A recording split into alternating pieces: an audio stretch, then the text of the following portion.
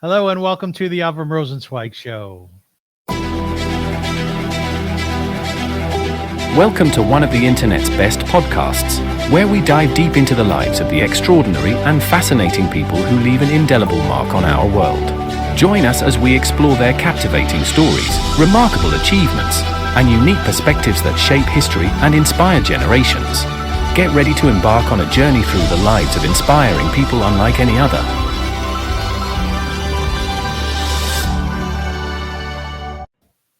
Hi, folks, and welcome to the show. My name is indeed AVRUM ROSENSWEIG. I'm delighted to be here, and I thank you very much for joining me.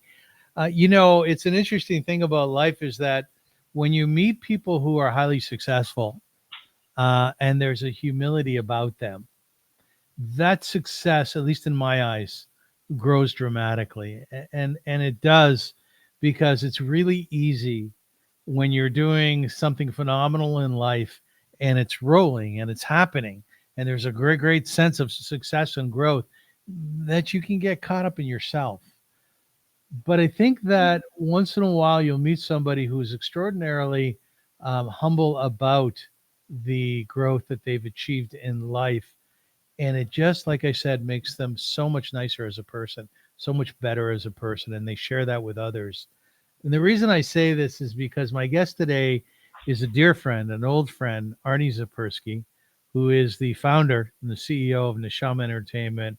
And Arnie, in my mind, when I think about my interviews and how I'm going to go about it and sort of sizing it up in my own mind, I think of kindness, I think of goodness, and I think of decency when I think of you.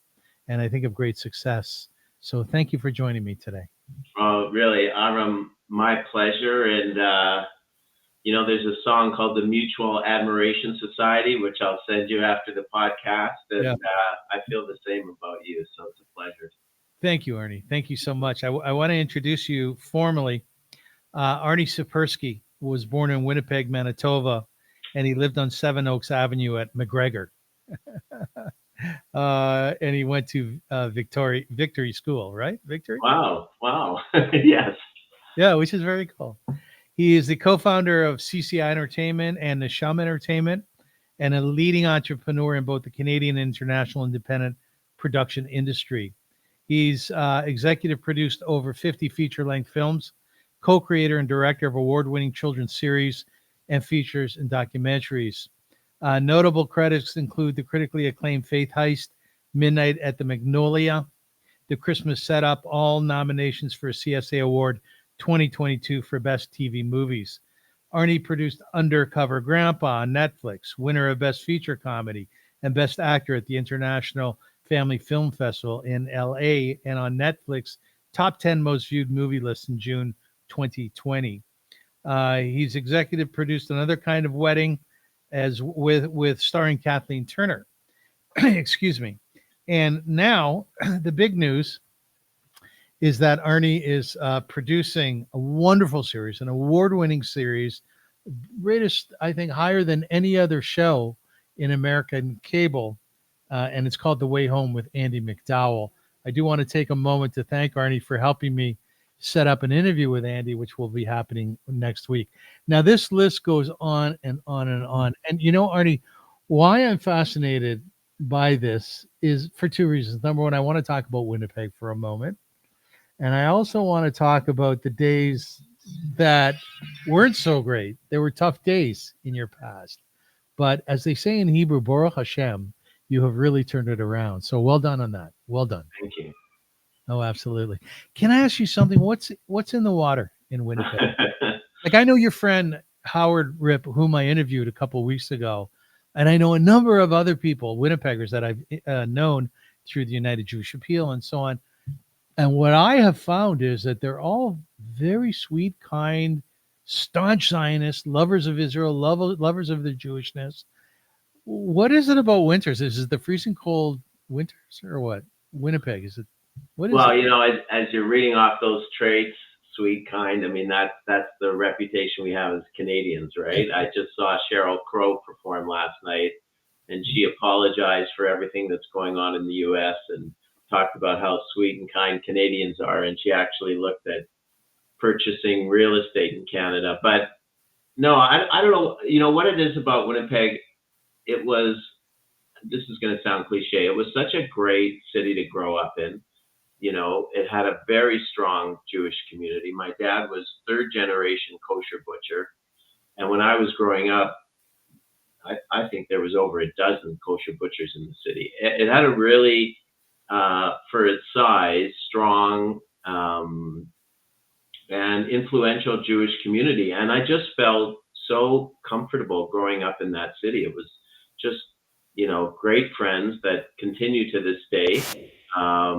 You know, I'm very close with a couple friends that I grew up with in Winnipeg, and Howard Ripp and I actually went to York University together in Toronto, and my first film company out of film school was with Howard and another Winnipegger, Gabriel Emanuel, Gordy Wiseman, and the three of us tried to get a movie off the ground about the Russian dissident Anatoly Sharansky. The film didn't happen. That was kind of the end of our company, and Howard and Gordy moved to Israel. But the bond with those guys is as strong today as it was when we were 10 years old and met at the YMHA in downtown Winnipeg. It was a great childhood and adolescence, and really warm friendships. If you have to dig a little deeper about the charm of Winnipeg, hence the citizens, is it possible to say Winnipeg is not a huge city, but it's also not a tiny village, not a tiny town? So there's both some metropolitan flavor to it, and there's small sort of rural component to it, which I used to find in Toronto as well. But I'm always just very curious of the sociology behind cities and villages and towns where people grow up, and why their character is such, you know, predicated on where they come from. I come from Kitchener, right? And Kitchener was pretty small when I was growing up. It's bigger now, Kitchener, Waterloo.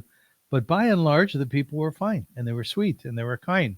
Can you dig a little deeper when it comes to Winnipeg? What makes it that way? Well, I mean, it did have, for its size, again, it was probably at the time when I was growing up, the third largest city in Canada. Yeah. You know, larger than Vancouver in the early days after Toronto, Montreal. Same with the Jewish community. And also, I remember in high school being a member of the Manitoba Theatre Center. Like, there was great theater. You know, you've heard about the Royal Winnipeg Ballet, like international world-class ballet, dance, modern dance, theater, home of the Guess Who and Neil Young. I mean, you know. That's right. Music was and still is today a huge part of my life. And I heard so much great music, great bands growing up in Winnipeg in the 60s and through the 70s. So I think it had what a lot of big cities maybe offer culturally, and so it's probably weighed into, for sure, you know, my interest and my taste. You know, you've been in Cannes, you've played with some pretty big hitters, you know, in the film industry through your success. Do you still see yourself as a Winnipeg boy? Oh, absolutely. Yeah, absolutely. You know, you mentioned Undercover Grandpa with James Caan, and I remember seeing The Godfather in the middle of winter with my sister, and you know, the days are really short in the winter, and I remember we walked out from a matinee and it was already dark out, and we were spooked by that scene with the horse head in the bed. I was such a fan of James Caan. He passed away, but when we shot the movie, I was sitting in his trailer and we were rewriting some of his dialogue, and I literally physically pinched myself. Like, I couldn't believe, you know, this kid from Winnipeg who was so enamored with him and so many other great actors that we actually got to work together, and we got along great. He wasn't easy to work with in terms of the crew and the director, but the two of us got along great. Did you? Yeah. Like how? What made it great? You know, I remember inviting him to Breaking of the Fast, because we were shooting over the high holidays. And at the time, he was 75 years old. And without blinking, without missing a beat, he said, "Are there going to be any broads there? I haven't been married in 6 weeks." Like, he just had the greatest sense of humor. My daughter came to set one day with her boyfriend at the time, and he went up to the boyfriend and he said, don't you mess with her. You better be very, very good to her. Like, he was just, That's you know, great. he was just fun. He was just fun. And, you know, I've seen him in so many films. He's a great actor. Yeah, James Caan was great. He really Yeah. was. Rest in peace. I'm fascinated by the fact that your family was sort of multi-generational when it came to having a butcher in Winnipeg. Your grandfather was all over it. He wanted everybody to go into the butcher business, right? Your dad wasn't so crazy about it, and certainly you didn't go into it, right? But what was that like to have a butcher in the family? I often talk about my father being a rabbi and the influence that had on the culture of our family. What was it like being a butcher family? Well, you're absolutely right. I don't know if I've told you this story, but, you know, my dad was pulled out of high school to work for his father and deliver meat. Imagine on a bicycle delivering meat in the winter in Winnipeg. Yes. He never liked it. He didn't want any of his kids to go near it. But when it became a family business was the high holidays, because my dad would pull all-nighters. You know, he'd literally be working 24 hours a day for the high holidays. And I know my mother would go in and help, and my brothers and my sister and I. That's when it was a family business, was you know, getting ready for either the high holidays or Pesach. So it was kind of sad in that it wasn't what my dad ever wanted to do, you know. What did he want to do, Arnie? I think he would have been a great accountant. He was also, while he didn't play an instrument, you know, he was off obviously on Shabbat, right? And so I'd be home Saturdays with him and help him with his books. And we had a piano in the house, and I'd play piano, and my dad would sing along. He loved music. He loved listening to music. What would you play? What would he sing to? He would sing to like kind of some jazz classics. Believe it or not, he was a big fan of Frank Sinatra, Dean Martin, you know. So I don't know. I think he would have. He was so great with numbers. He remembered every address of every customer. He had hundreds and hundreds and hundreds of customers, and I could throw out a name even years after he retired, and he would tell me what that street number was. So I think his mind, and I have something with numbers too. I think his mind was very number oriented. Well, what do you remember about meat? Well, Saturday night, my dad would broil rib steaks for the family. My mother worked in retail, so she worked Saturdays. So dinner was on him Saturday night. Yeah. And, you know, we would have, I'm not kidding you, we would have 16-ounce steaks, rib bone-in steaks every Saturday night. So I have great memories of meat. And great cholesterol. and my dad would always put one or two extra on the table in case one wasn't enough for anyone. So, you know, yeah, and my mom was a great cook. She had a great couple of veal recipes and meatloaf recipes. So yeah, meat was a big part of the life growing up. Is it still for you? No. It's a real treat now to have a steak. It's like maybe, you know, a couple of times a year, but I still enjoy it a lot. Yeah, me too. So do I. What was your mom like? Oh, she was really the breadwinner in the family. You know, my dad struggled because customers didn't pay him, and he was working on credit, which makes it really stressful for cash flow.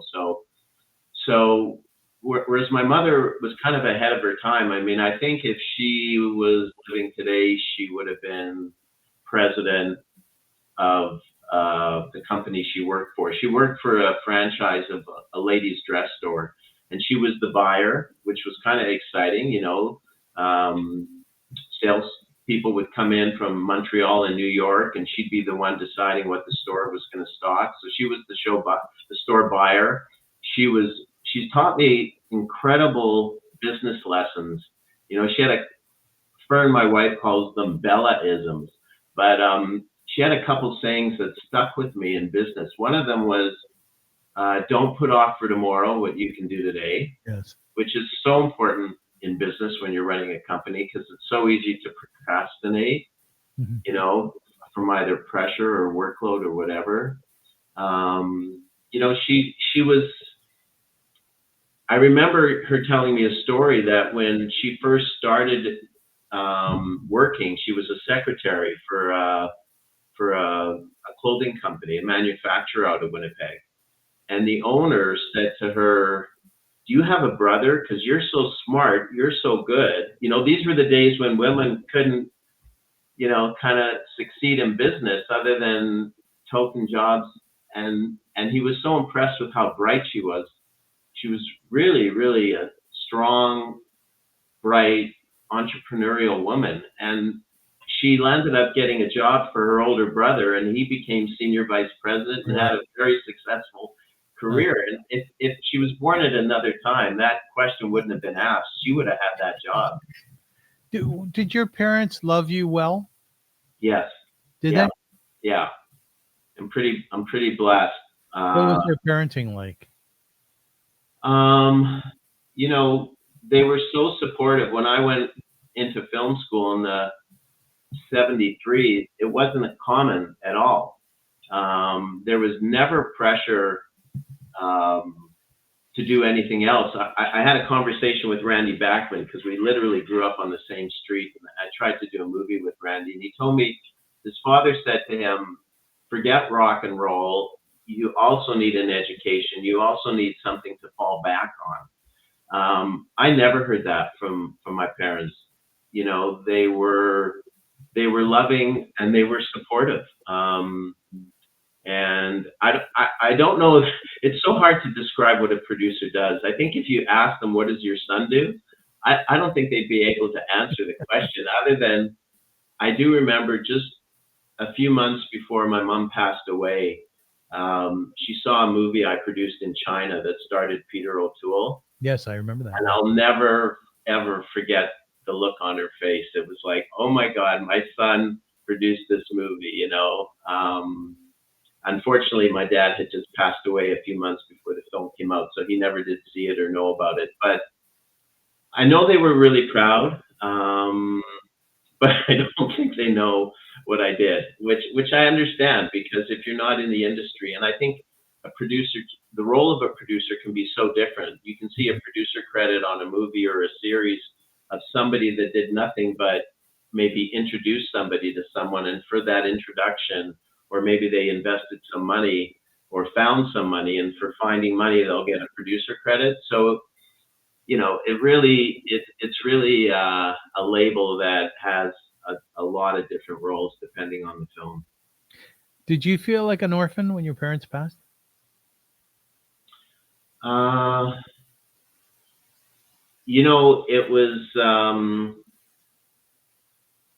was really tough. It was really tough. Because they passed away within 2 months of each other. I think that's what made it so hard. My dad was ill for a number of years, so his passing was easier in some ways, because the last thing he said to me was, "It's enough." Like literally, those are the last words that he spoke to me. And a few days later, he passed away. And so, it's never easy, but I felt, because he was so ill, and people say to me, "Oh, your mother passed away 2 months after your dad. They were married over 60 years. They must, I guess your mom died of a broken heart." And I tell people, no, my mother died of cancer. Because when my dad passed away, the first thing she did was renew her passport. She was, taking care of him for years, and she wanted to live life. Like, she loved to travel. She was really adventurous. She was a big, big, big, big lover of life, very social and outgoing and full of love. And my mom's passing was tougher because, she wasn't ready to go. I'm always fascinated when I speak to you or hear from you about what you did yesterday, because inevitably it was always like you went to a great concert, or you went somewhere with your wife Fern, way out there in Ontario somewhere. Like, you're a very highly adventuresome person yourself, right? I definitely get that from my mother. But can I go back to something, because I want to give a shout out to AVRUM ROSENSWEIG. When my dad passed away, I'll never forget this, Avram. You came to the office and you said, "Tell me about your dad," and you wanted to see pictures. I'll never forget that. You said, "This is our Shiva." And it was such a beautiful, beautiful thing you did. I'll never forget it. And I thank you for that. You're welcome. You're welcome. You know, if I can take something out of that, Shiva is not easy. I would suggest that a lot of people have no idea what to do at a Shiva. Like, are you good at Shivas or not so good? Well, the one thing I learned, after my parents died, I was saying Kaddish at this little shul in the third floor of the JCC downtown. And one of the other members, his mother died, and there was a Shiva, and I didn't know him at all. And the rabbi there said to me, "Go to the Shiva. Hmm. You'll never go to a Shiva and say, 'Well, I shouldn't have done that,' or that, like." And I tell my kids that, like, I've done that for a few people that I wasn't kind of close with, but they were acquaintances. And when they've lost a parent or a sibling, I went to the Shiva. And it's so interesting. I found that our relationship after that became so close. And Yes. it's so interesting. When my father passed, I went to a few different minyanim, different 10 men getting together to daven and to pray. And the guys that I davened with at that time, Arnie, when I see them, it's not like we're close and we're not in touch, like we won't phone each other. But when I see them, the sort of the Kaddish buddy thing comes out. Oh, we were saying Kaddish together. And that's a Right. big deal, isn't it? It's a big deal. Yeah. Yeah, most definitely. But I was just going to say, I think that the thing that people can learn from what you're saying is ask the person who is sitting Shiva about the individual who died and really get into it. Want to know the stories, want to see the pictures, because that is what the person is totally taken up with, right?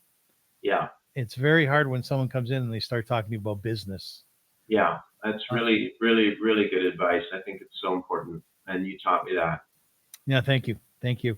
I was fascinated by the fact that an interviewer asked you how you got into filmmaking. Your response was, you know what, I was one of the lucky ones who always knew what I want to do. And then you added that your father, when you were young, gave you one of those Super 8 cameras, I think they were, right? Yeah. Right? What did you shoot when you were younger? Do you remember? I do. I got it for my bat mitzvah. See, I have 3 daughters, so I say bat mitzvah. Bar mitzvah. I got it for my bar mitzvah, so 12, 13. And the first thing I did with it was make stop frame animated films. Yeah. And then when I got into high school, I asked my teacher. I remember I had an essay to do for geography on urban development. And so I asked my teacher, instead of writing an essay, can I make a movie? Yes. And I took Cat Stevens' song, Where Did the Children Play? And I made a Super 8 film on urban development. And this, again, was like in the early 70s. So, I was lucky that way. I knew from such a young age, even before age 12, it was either going to be music or film. What was your teacher's name? Do you remember? I do. Ken, not Ken, that's the filmmaker. It was Burns. Burns. I can't remember his first name. That was very nice of him, wasn't it? Burns. It was very nice of him to allow you to do that. Absolutely. Yeah. Absolutely. Yeah. So you find your passion in life, and I have to tell you something. You were so incredibly lucky that you knew what you wanted to be, right? Because there are so many people who are still looking for their passion in their 40s, in their 50s, in their 60s even, right? And to be able to find that, I call it the zone, it's real muzzle. It's a lot of luck. Do you remember what it was, Arnie, that thing that seduced you to making films? What did you just love about it? Did you ever hear of a series or watch a series called The Mod Squad? Yes, of course. Okay. Days. I couldn't believe, first of all, like everyone else, TV was on all the time at our house, and it was something, whether it was the Ed Sullivan Show as a family, or watching Batman with my brother, or watching There was Westerns on Saturday afternoon, and my dad was home. Like, TV was huge in the house. Yeah. But there was something about that series that hit me emotionally. Wasn't, yeah, they were cops. It wasn't the crime piece of it. It was the emotional. I don't know if you remember the series, but I do. they ended every episode, and I just remember at a young age being so attracted to the emotion that you can feel from watching a story. Even though I've done, comedies, Horror films. horror. What I really love is when the audience connects emotionally. That I didn't know at the time, but as you asked me, I'm thinking that's what it was. It wasn't, I don't think it was like the award-winning, highest-rated show, but it did pull at me, and that's what appealed, and still does. I loved Clarence William III in that series. Link Ace. He was really, really emotional, and one of those very wise people. I remember him saying, "You can't drink champagne out of a paper cup," and I never knew what that meant, and I still don't. But I thought it was brilliant. Right? Of course, Peggy Lipton, like Peggy Lipton, the young boy. Oh my God, she was gorgeous. Just stunning. Quincy Jones married her. That's right. And I can't remember the name of the third character, but he was very moody and Michael Cole? Was it Michael Cole? Maybe, right? Yeah. And what about the other shows when we were growing up? I'm 65. You just turned 70. Yeah. So muzzle tough to you. Hogan's Heroes, Get Smart, all fabulous shows. Watched all of those. Right. All of those. It was great. It was great. And when I started film school, I went to a 2-year program at Capilano University. At the time, it was called Capilano College on the North Shore of Vancouver. And I was introduced to European cinema. And that just kind of clinched it for me, So watching the classics, because I didn't do that growing up in Winnipeg, but when I started film school and had a professor, Paul Azernoff, who taught us kind of how to watch a film and see it in terms of the filmmaker's vision and look at, what's in the frame and look at the lighting and think about the soundtrack and like all the elements other than story. And you watch, the masters do it. So when the program was finished, I wanted to just keep studying film. Mm-hmm. And I applied to UCLA. I couldn't afford it. I applied to Concordia. I didn't get accepted, so I thought they were anti-Semitic. Yeah. And then I got into York University, and the most influential professors I had, they weren't the ones that taught me productions. James Beveridge and Peter Harcourt, again, they taught the theory of filmmaking, which I love. So that kind of clinched me that absolutely this was going to be my career. So when you watch a movie today, Arnie, can you actually see it like I would see it? There's a story here, it's being told. Or do you see the lighting? Do you see the placement of the furniture? Both. And I think, that's what people in the business do. Like my classmates from York, we go to movies together and talk about them after. And yeah, I think, when you're working in the industry, you think about everything. You think about all of that. So can you explain that T-shirt that you have at home? Theater is life, film is art, and television is furniture. What does that mean? Well, I mean, it's a gag, but I get that part. Yeah. Look, when up until HBO and The Sopranos, TV was kind of considered lowbrow. That series changed things, and that period of television series was kind of revolutionary, I think, in terms of bringing film up several notches. And you think of today, I'm sure you're watching great documentaries and great series on television, but for so many years, Hollywood and actors around the world would look at theater as probably the highest art form for acting. Very close would be a great film by a great director, but television was a day job.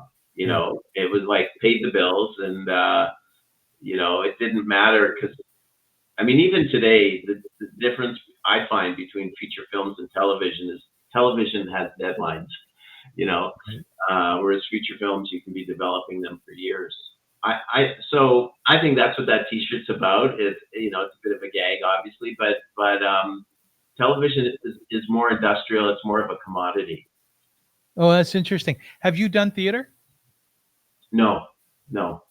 Any desire to, like your dear friend Howard Rip? No desire. What I did do growing up in Winnipeg, but again, it was always behind the scenes. I never acted. Howard acted and produced. In high school, I was doing audio for the Mikado, or I was doing lighting, for a school play. I was always interested in the production and never, ever in front of the camera. Were you good at all that stuff? Were you good at lighting? I don't know if I was good, but I enjoyed it. And I think it helps me as a producer. When I'm on set, I know what the lighting guys are up to. Audio, the first documentary that I did out of film school, I was co-directing, editing, and doing audio, because that's what you do on low budget and student films, right? You do everything. And so we did that even after we graduated, just because we were used to it. So I have an appreciation. I started my career as an editor. I have an appreciation for sound and picture cutting, and I love that stuff. But when you're on set as a producer, can you go over to the DOP and say to him, I'd love to see this shot? Is that okay? You mean to watch what he's doing? Is it okay for you as a producer to stand up and walk over to the camera guy and say to him, here's the picture, here's the shot I would love to see? No, I really leave that up to the director. I've also directed. No, I know, yes. So, if I'm directing, absolutely, that's the director's role. But as a producer, what I get involved in is, I'll give script notes, I'll get involved in casting, I'll get involved in editing notes. But when I'm on set, I'm there in case some problems come up and put out fires, but I really leave it to the director and the showrunners. Is that hard for you or no? No, it's not really hard. If I'm sitting at the monitor in Video Village and I see something, I'll tell the showrunner, but I'm not there from, call to wrap. I'm not. So, it's a different role as a producer. Right. And when you come on set, does everybody go, oh shit, the producer's here, Yeah, I'm very intimidating. You know that about me. Oh, hugely. I know. Yeah. I mentioned at the top of the show that thank God, you've really worked hard and you've brought your company together beautifully to the extent that you are now producing an award-winning series, The Way Home, with Andie MacDowell. And it's really getting tremendous reviews in the States, in Canada, and all over the world. But I remember a story that you told me. You were in the south of France and things weren't going so hot. It was more of the beginning of your company. And I remember you told me you were walking along the water, your head was down, and you were just worried about going back home and how you were going to make ends meet. I've been there myself. I understand that. Jump in here. Tell us that story. Well, it actually wasn't early in my career. It was probably, 15 years into the career. I sometimes I say my career's been biblical in that it's 7 years of feast, 7 years of famine. Right. So between the Elephant Show and Eric's World, which was my second series, was Eric's World. The first success I had was a kids series, Sharon Wilson Brown's Elephant Show. It was also hugely popular, like number 3 in the ratings on Nick Jr. in the U.S. It ran for 8 years. But in between that and the next project, like, it's tough, you know, as an independent producer, it's tough. But the day you're talking about was I was at a market in Cannes, and we had one big series and a big meeting that would get the series greenlit, and it was turned down. And I needed to find another way to put it together with other people. And so, yeah, I was really down because I didn't know what was next. I didn't know how I was going to be able to turn things around. The company depended on it, you know, like payroll for the staff, like everyone depended on it. I depended on it, you know, for the family. Like, it was really rough. And I saw somebody, a friend of mine or an acquaintance, another Canadian producer, but he was working with a British public company, and I saw him sitting on a yacht, and I thought maybe he'd be interested. Like, I just walked past the yacht and I thought maybe he'd be interested. Why not? And so I called him up after I got home from France, and I said, why don't we go for lunch and catch up? And within a couple weeks, we were having serious discussions about not just him getting involved in this series, but merging our 2 Canadian companies together. Yes. And then we had, you know, we did that. We created CCI Entertainment, and we had a lot of really great years together. Are you a believer in Beshert, that things are supposed to happen? Did this come from God? How do you see that? I don't think, no, I don't feel that. But I do believe, not that everything happens for a reason per se, but no matter how difficult things are, I know,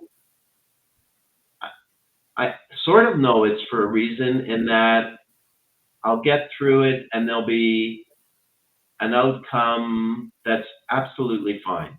Mm-hmm. And it's not just in my career, it's in general. I just feel that, I guess you could say things happen for a reason, in that life has a way.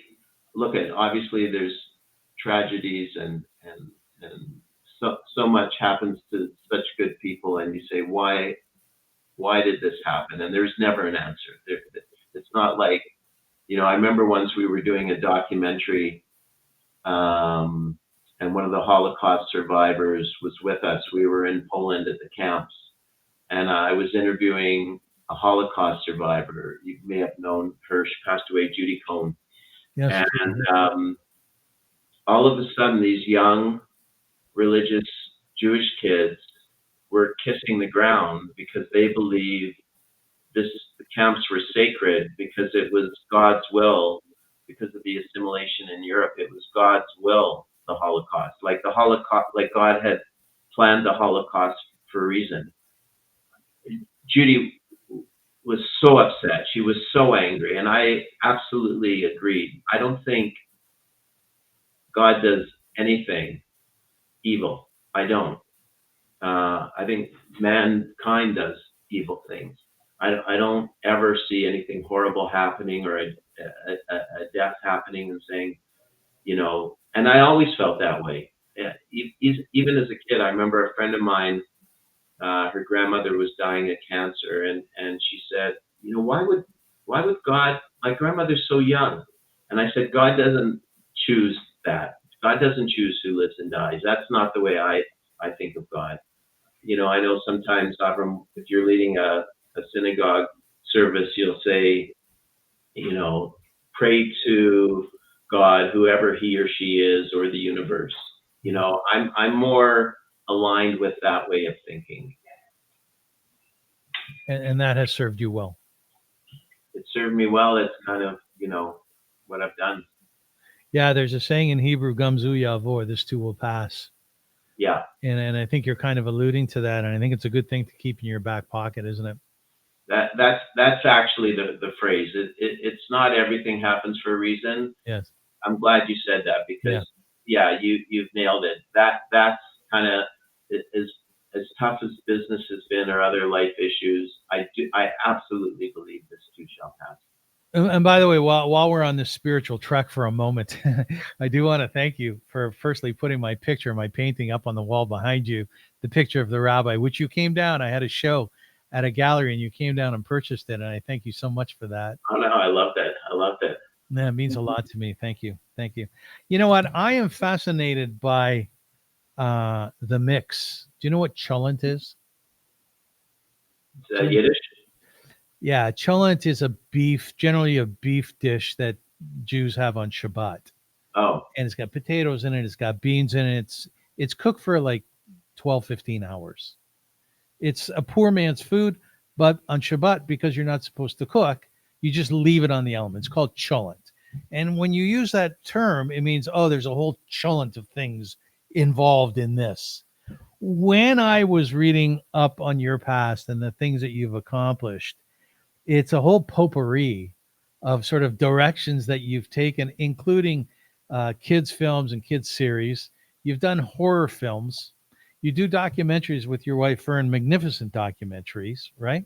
thank you. Yeah. And now you're doing the sort of time travel piece um, with Andie MacDowell, which again is garnering great awards. You also mentioned in an interview that you can get really pigeonholed in the industry. So yeah, I think you were afraid of, or people started looking at you as the guy who makes children's programming. But yet that's not it at all. You make a whole cholent of things. How do you go at making what you make? How do you determine which route you want to go? It's really led by the story. Whether it's because I've also done a lot of animation. Yeah. Whether it's animated or live action for kids, for adults, documentary, scripted drama.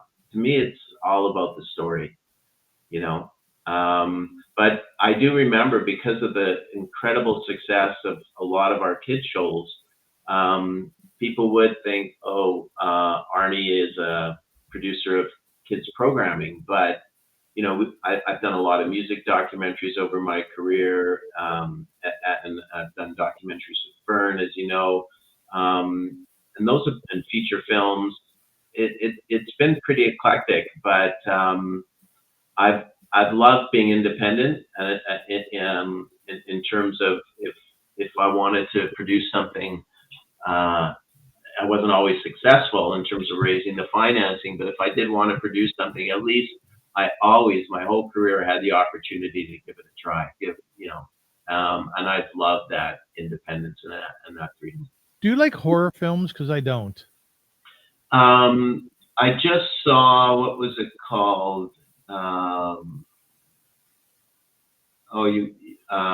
gonna think about the name for a minute, but I just saw a horror film, and I am not a huge fan, but I do go see them when they get good reviews. Like, And you've made some, haven't you? well, we made thrillers. We haven't made horror, but we made thrillers. Yeah. Yeah. I mean, I'm kind of genre agnostic, to be honest. You are. Yes, it's a good way of saying it. Yes. Yeah. Yeah. Yeah. It's really, if it's well done, if it's well crafted, I'll go see it. I don't care what it is. I was working on a horror film once, and I'll tell you what really mesmerized me. It wasn't the story, none of that, but it was the special effects. Yeah. Which I loved. Yeah. You like special effects? I appreciate it for sure. I appreciate it. Yeah. Like here, blood coming out of your forehead, right? It's crazy shit, right? Yeah.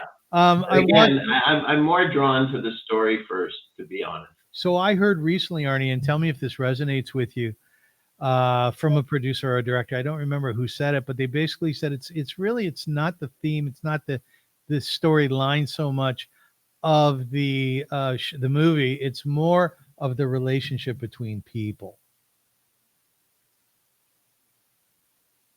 You mean in terms of what makes something Yes. So what would make successful a for an movie audience? successful? It's the relationship between the people that's really the most important piece. Does that make sense or no? I guess, are you saying like if it's a scripted drama, it's the Yeah, yeah. relationship that's Like the that. most important? Yes. Yeah, I think people when they're watching something, if it's not a comedy and if it's not a documentary, if it's a scripted show, then yeah, I think so. I think you know what? Now that I mention it, even documentaries, we're working on one right now.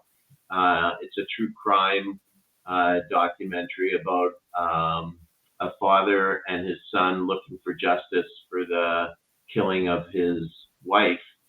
And there's going to be an element in the documentary about the relationship between the son and the father. And it's a very, very interesting relationship because they were estranged for many years. And when the father's wife was killed, that's when the son and the father reconnected. And I think that's, we were talking about that. Like, I think that's, even though that's not the A story is finding justice for the killing of this guy's wife. But it's that relationship for documentaries as well that I think the audience is going to really connect with. Again, it goes back to, being emotionally pulled in to the story. So that's, if you're emotionally pulled in, it's because of the relationships. It's interesting. You're making me think about a time where Fern and I were working on a documentary together about people dying, and we interviewed a woman who had ALS, which in my mind is the worst disease that one could have, because your body gives up, but your mind is still working. And I distinctly remember within the interview, she told me that when her kids would come home from school at that stage of the disease, which had really progressed, they basically ignored her. They were little. And it's not that they didn't love her. It's not that, they dismissed the idea that this was their mother. But for little kids, involvement is everything. So they would run to their dad. Hmm. And that stayed with me, for many, many years, that thought that she was trapped in her own body, and the consequence of that her children, while she was alive, were sort of moving away from her. And that speaks to relationships, Right. Right. Yeah. I want to talk about The Way Home, because it's a huge success, thank God, and you guys are really, really doing an incredible job. It stars Kyler Lee, Andie MacDowell, Sadie LaFlamme Snow, and you're going into your fourth season right now. In fact, you're shooting right now. I think one of the very cool things about it is it's an in-house project, right? You have someone in staff, Marley Reed, who developed it and came to you. And I was thinking to myself, I was imagining that process whereby she says, Arnie, you're her boss. Arnie, I have this idea. What do you think? And the next idea that came to me was, usually bosses say, you know what, I'm not interested. There's a lot of things out there that we're looking at. But you were very much open to her idea. And not only that, you set about creating it, right? Well, what's interesting about the story is Marley applied for a job as office manager. Yeah. And she told me after I hired her, I knew she wanted to be a writer, but we weren't looking for an in-house writer. We were looking for an office manager. And very quickly after I hired her, I asked her to head up development for us because I could see how talented she was. And she told me, this was her last interview. She couldn't get a job. She was waitressing. She was from BC. She studied film at Simon Fraser. She couldn't get a job writing. She couldn't get a job working in creative development, which is really what she wanted to do. So when an office manager job came up at a film company, she applied and she got it. But she told me she was really seconds away. Like, this was her last interview. If she didn't get it, she was going to change careers. Yes. And, years later, not months later, years later, Marley's now head of development at CCI. And I went to a conference in Ottawa and I met with the network. and I asked them what they're looking for, and they said they're looking for a series like This Is Us. Do you know that show, This Is Us? I don't know. It was huge rating success, also intergenerational. The Way Home is not just about time travel, it's also intergenerational. Andie plays the grandmother, Kyler plays the mother, and Sadie plays the teenage daughter. So it's 3 generations of women, and time travel is used for them to try to stop family tragedies that happened many years ago to bring the family together. But after this conference, I came back to Toronto and I said to Marley, we need to come up with This Is Us. Like, it's doing so well. And she said, well, I have this series. You know, I created it years ago. And I had been working with her for years. She said, I created it before I even started working for you. Let me polish it up and pitch it to you. And I loved it.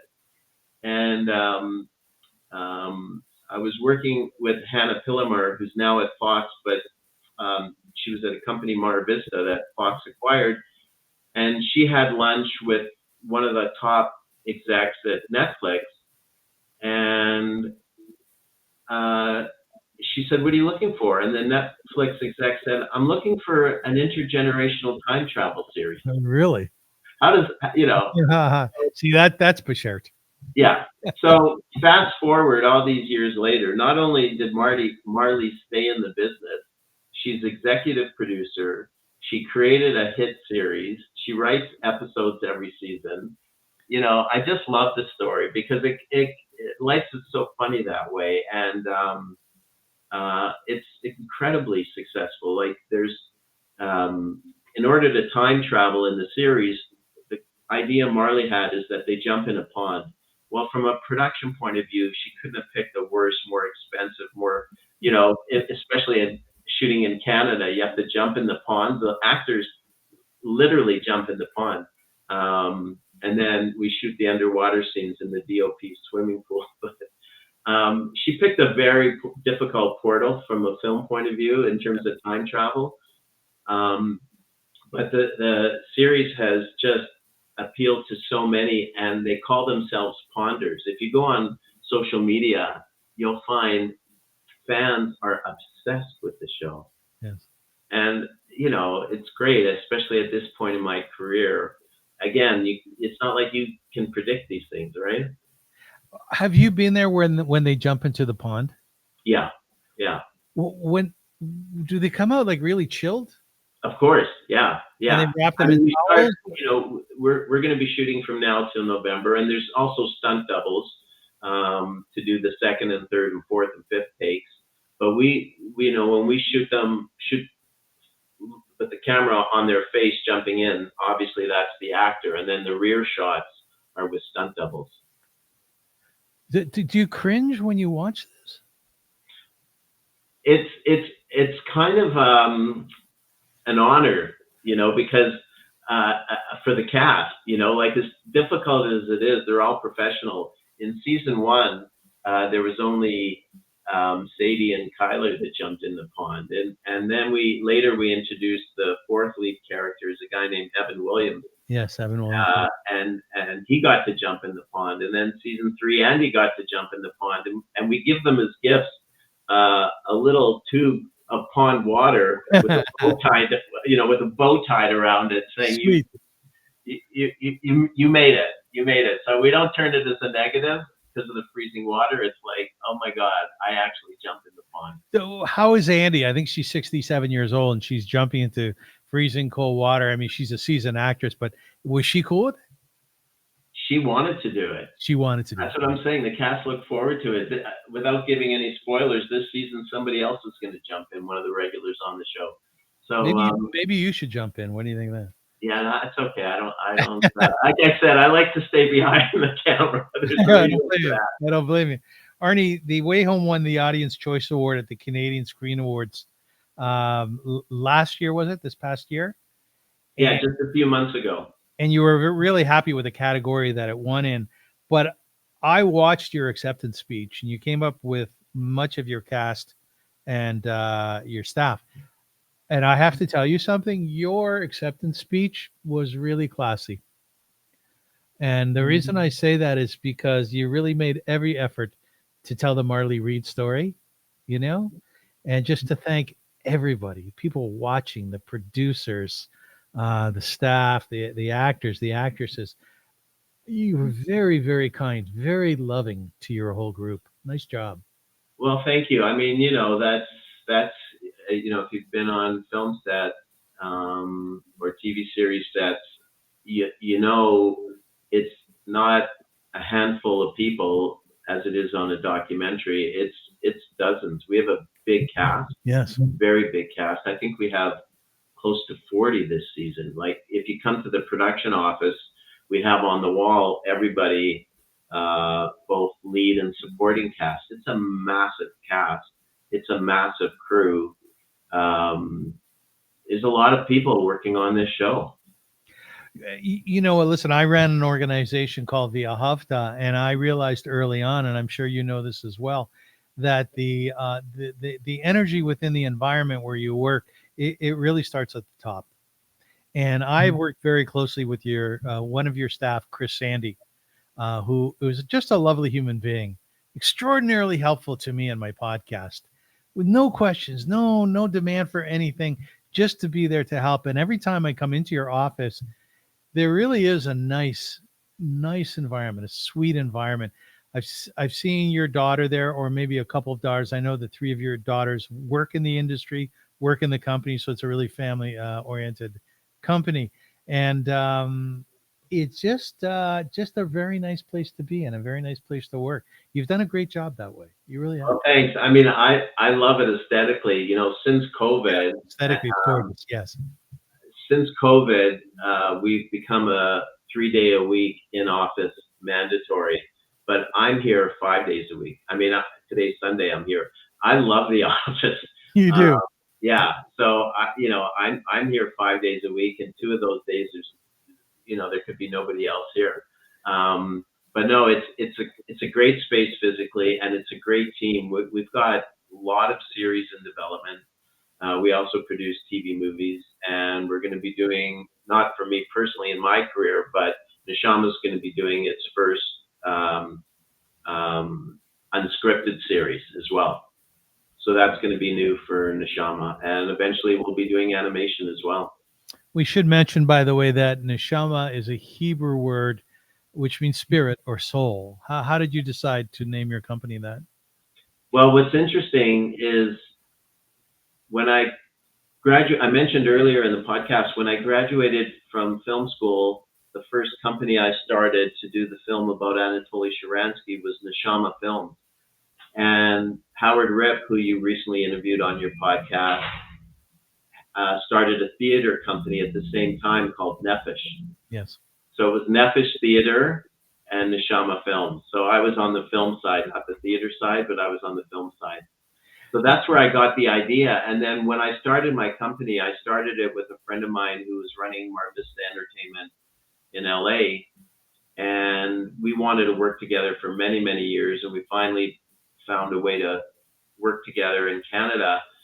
And we were going to call the company 2 Dot Entertainment, because we're both dads of 3 girls.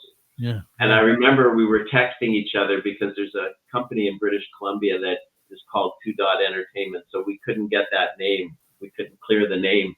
So I remember texting him and saying, what about Neshama? And he wrote back immediately saying, I love it. Very good. Yeah. Excellent. Excellent. One of the things that I've noticed about you over the years is you may not be halachic in nature, right? Which means you don't keep Jewish law, certainly not to the T, but you're very, very Jewish. And I got a kick out of the fact that you think Concordia didn't accept you because it was an anti-Semitic decision. I get a kick out of that. And Yeah, I've heard you that mention was in the 70s. Yeah, I've heard you mention in a few interviews, right? It's only what's going on today is terrible. So I want to talk to you about your Jewishness and your response to what's going on today. The Toronto International Film Festival last week made a decision to not show Barry Avrich's movie about October 7th. Really a brilliant documentary about a grandfather who decided he was going to jump in his car. He was a retired general, and drive down south and save his family members from the terrorist attack. and TIFF decided they weren't going to show it. And one of the reasons they gave was that Barry didn't get permission from Hamas for the footage. Ridiculous. Yeah, and my friend Ellie Rubenstein, your dear friend Ellie Rubenstein, said, right, so I guess we should have asked Nazis for permission for their footage to show documentaries and films. I don't think so. Long and short of it is the response of the Jewish community and the response of friends of the Jewish community was so great that TIFF reversed their decision. I spoken to Henry Wolfon about it, who's a Jewish community leader. In fact, we just did an interview, which is online now. I also spoke with some friends in Israel, including Howard Ripp. And I know that you worked on that as well. Can you tell us a little bit about behind the curtains? Well, I mean, all I did was, join thousands of others writing to TIFF about how wrong that decision was and how they had to correct that decision. And I feel on one hand, they were cowards. I heard that some of the staff of the TIFF organization were going to quit if the film was played. And so the easy route out to avoid that was to pull the film. But that's the opposite of what TIFF should be. I thought it was disgusting that they went down that path in the first place. Yeah. I'm glad they brought it back on. But the fact that it even happened, it's these days that we're living in that I just don't understand how far things have changed in terms of people wanting to hear both sides and wanting to understand the other side. I have a lot of sympathy, as every Jew does, for innocent Gaza civilians, Palestinians that are being killed. But why the world is not speaking out against Hamas, and in fact, to be afraid to screen a film that shows what Hamas did, it's beyond comprehension. I don't understand it. It's like, I remember right after October 7th, I was putting up posters in Toronto of the hostages, and they were taken down. And people call me naive. I just couldn't wrap my head around it, AVRUM. Like, yes, you can be supportive of a Palestinian state or the rights of not Hamas, ever. They're a terrorist group, but you could be supportive of the rights of innocent Palestinians that just want to live a normal life. Absolutely. But our government isn't calling out Hamas. The public siding with the decision of TIFF initially, thank God they changed their mind, but I really, it really says how terrible things have come. I saw a clip recently, Douglas Murray saying, you put up a poster of a lost dog, and if somebody tore that down, you think, what has our society come to? And here we are, posters of hostages, Little kids, representing the evil, most barbaric act, I think, as a species.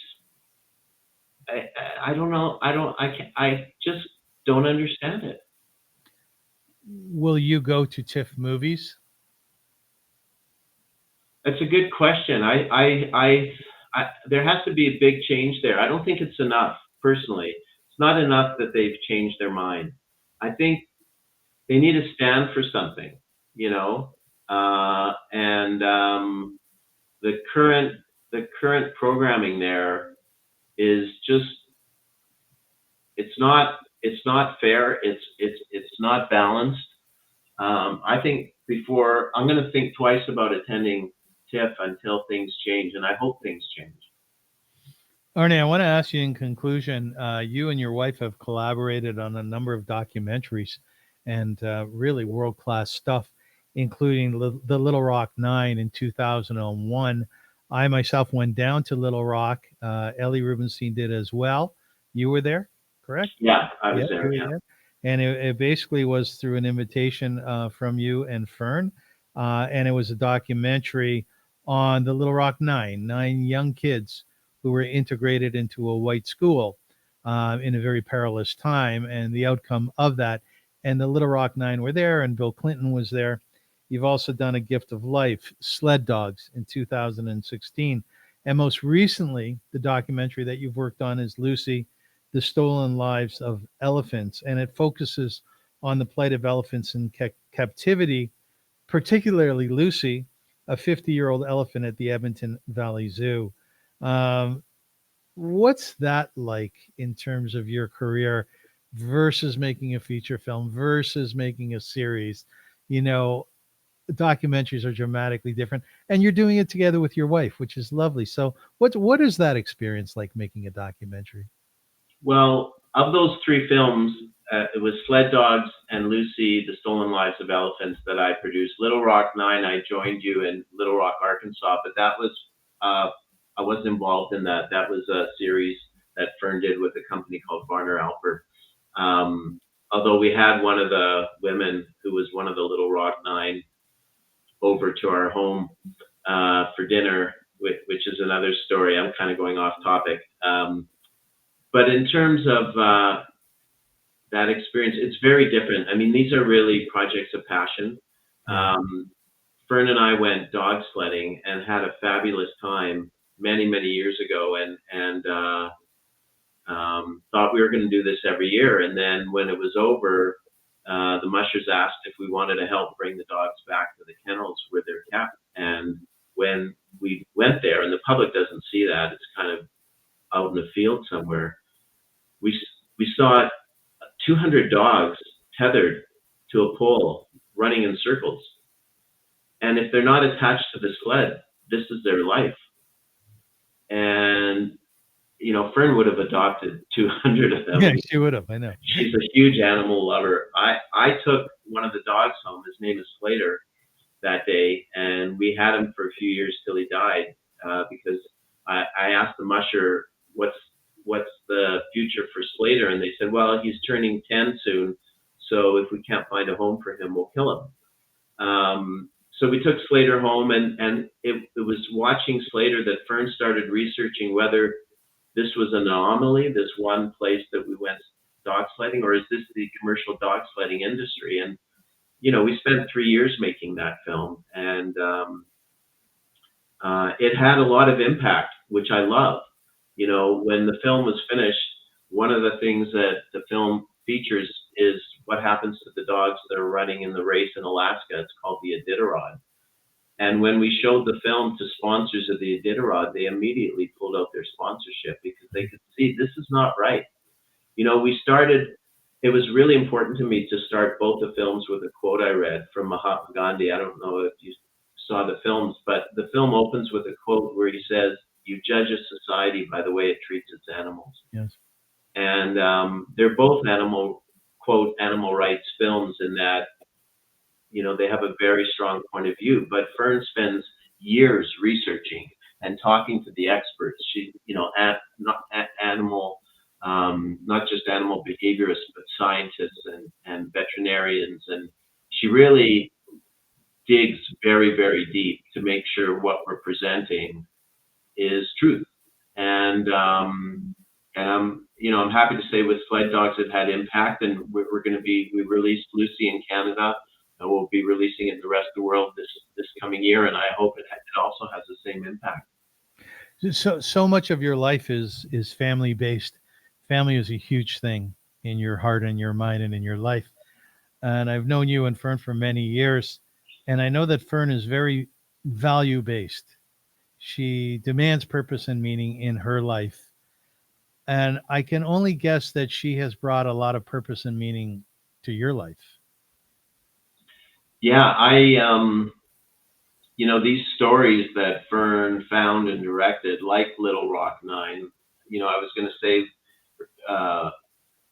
when we had one of the women from the Little Rock Nine over for dinner, we also had Judy Cohn, the survivor that I mentioned earlier in the podcast. We had the two of them over for dinner because they were both 16 years old when this horror happened to them. And Ellie came for dinner that night, and he said, "Did either of you have any light? Is there any story you can tell us where, was a little brighter than the darkness of what your life was?"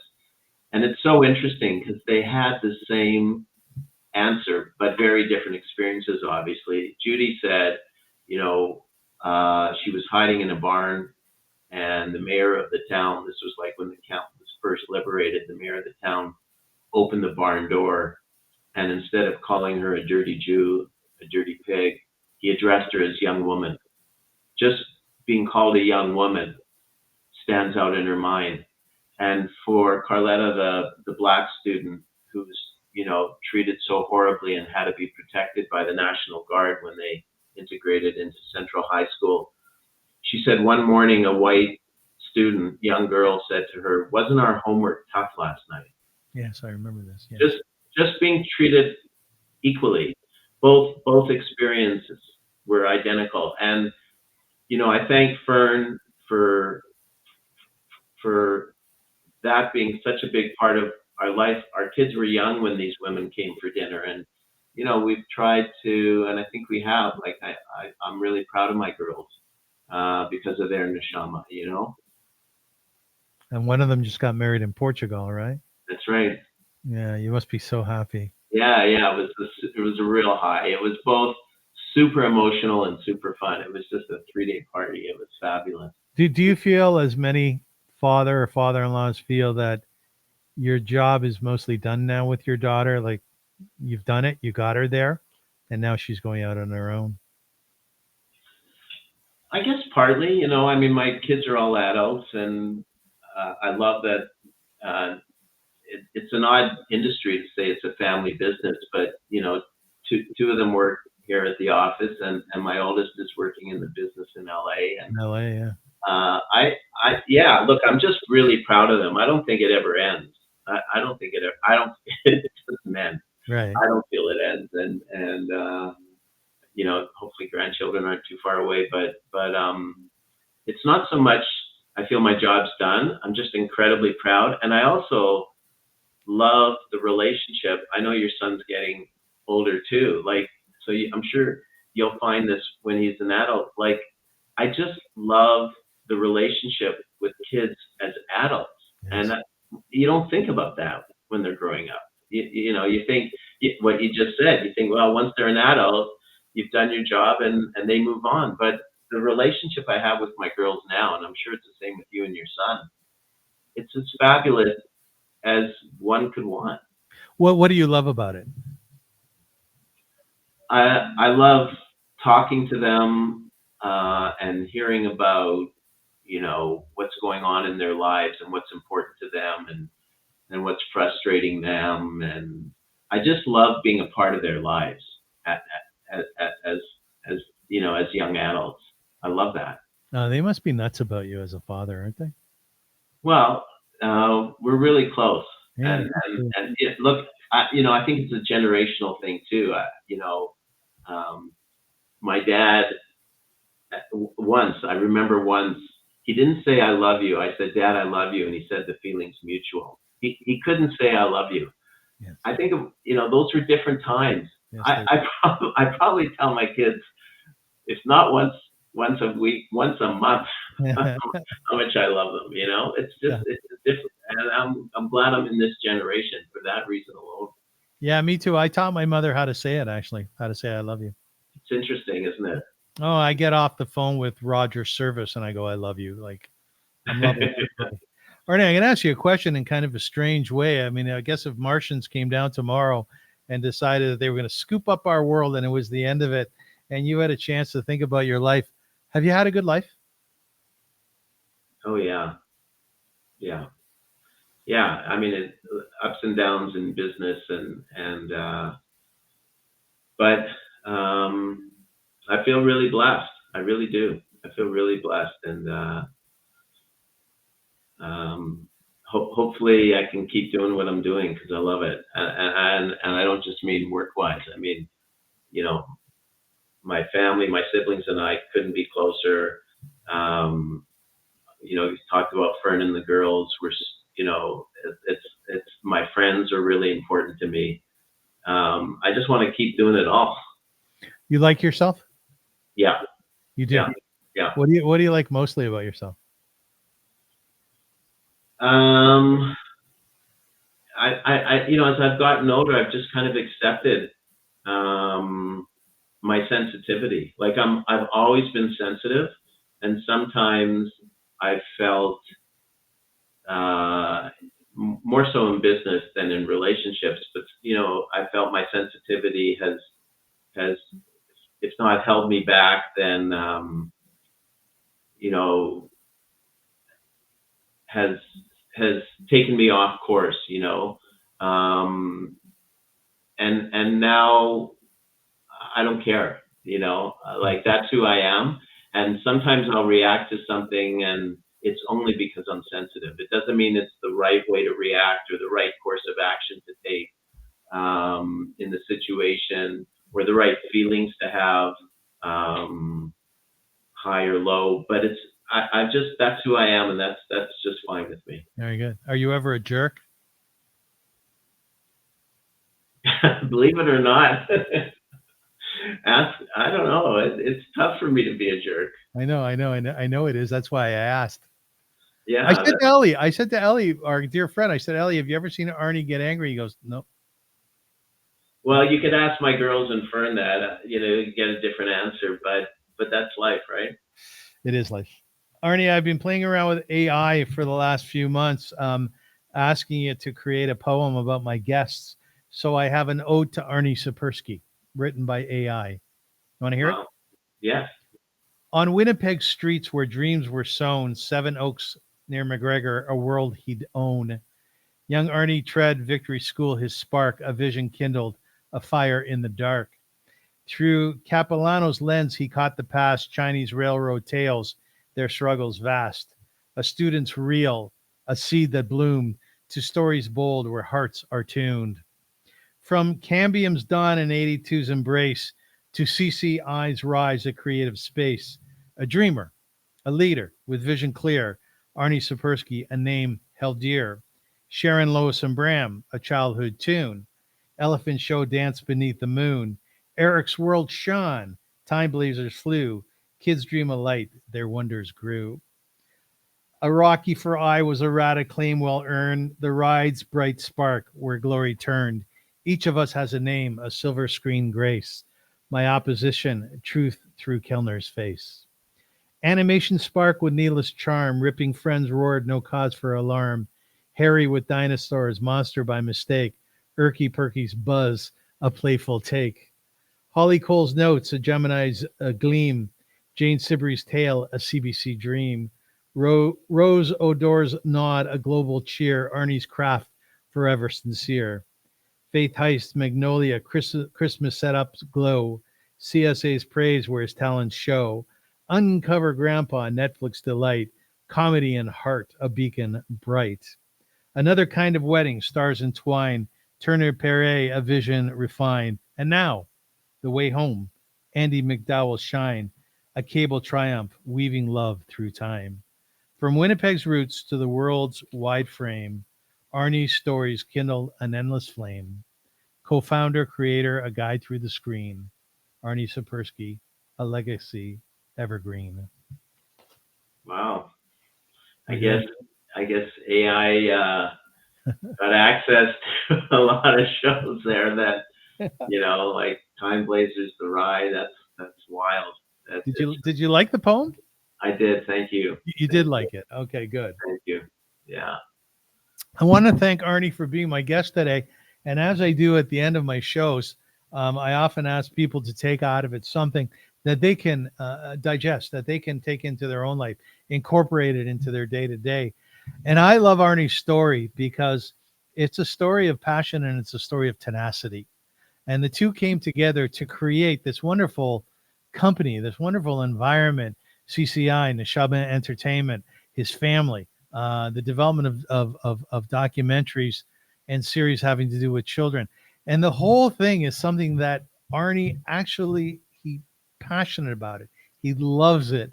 And when I spoke to him today and at other times, I always see the happiness that you exude. So I guess the thing that people can take from your life is be passionate, find that thing that puts you in the zone, and then be tenacious as hell. And even when your head's down and you're walking somewhere in the south of France and you're going, holy shit, man, this is not coming together. Gamzu Yavor, this too will pass. So Arnie, I want to thank you a lot for this interview. You brought a lot, I think, to a lot of people. I appreciate it very much. AVRUM, thank you so much. I really appreciate the chance we could chat like this. Thank you. Yeah, for sure. And I want to thank you as well for helping me get the interview with Andie MacDowell. I have to tell you, mostly guys are over the top. They're going, "Oh, you're kidding. She was the most beautiful person, you know." So, well, honestly, the beauty is inside as well. You're going to find out she's just absolutely lovely, and she just cares so much about her craft, and she's always asking, was that good? Was I okay? And she also really cares about this planet. Like you're gonna really enjoy talking to her. She's a really, really great human. Looking forward to it. The nice thing about her too was she said many, many, many times that her priority was always her children. Yeah.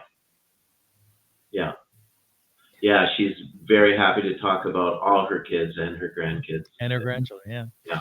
Anyways, folks, I want to thank you once again for being here, for watching, for viewing. Please share this interview with others so that everybody can grow through it. And also, if you can subscribe to my YouTube channel, I'd be very grateful. As we say in Yiddish, sei gesund, go in good health. Do you speak Yiddish, Arnie, at all? I don't. My parents would speak it to each other when they didn't want me to know what they were talking about. Right, which is a huge score for them. Yeah. So, thank you very much. Until we meet again. Thanks, AVRUM. Thanks so much.